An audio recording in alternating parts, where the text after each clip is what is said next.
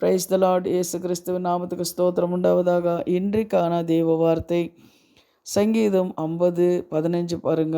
ஆபத்து காலத்திலே என்னை நோக்கி கூப்பிடு, நான் உன்னை விடுவித்து நீ என்னை மகிமைப்படுத்துவாய். நான் உன்னை விடுவிப்பேன், நீ என்னை மகிமைப்படுத்துவாய். ஆபத்து காலத்தில் அவனை நோக்கி கூப்பிடும்போது அவர் விடுவிக்கும் போது ஒரு சமாதான சந்தோஷம் நம்மளுக்கு இருக்கும்.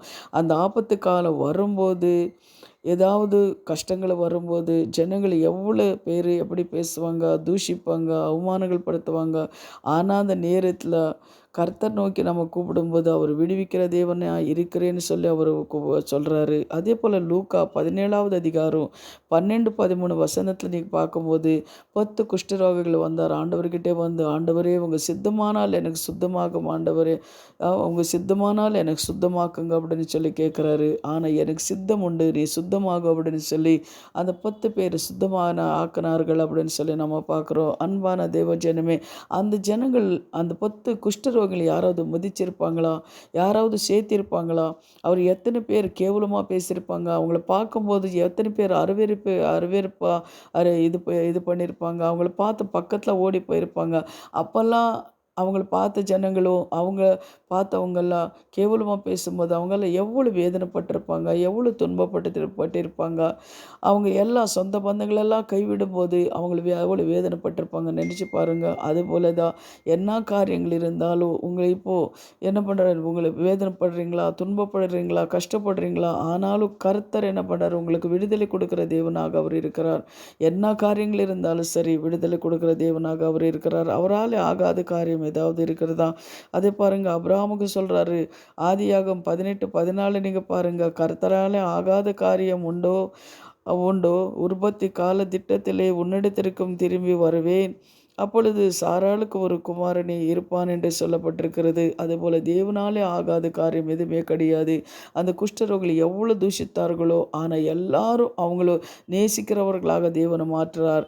அதே போல் பாருங்கள், அபிரகாமும் சாராள் குழந்தை இல்லை, ஆனால் அவர் என்ன பண்ணுறாரு, வேதனைப்பட்டிருப்பார், ஜெபம் பண்ணியிருப்பார்.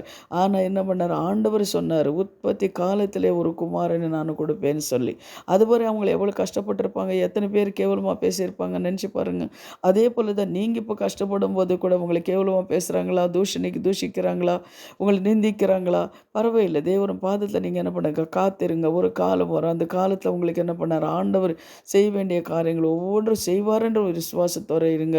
கர்த்தர் உங்களை ஆசீர்வதிக்கிறவராக இருக்கிறார். இதுக்கும் நம்ம கலங்காமல் தேவன பாதத்தில் நீங்கள் காத்திருந்து ஜெபம் பண்ணுங்க. காத்திருந்து கர்த்தர் உங்களுக்கு உதவி செய்வார். இப்போ நம்ம ஜெபிக்கலாம்.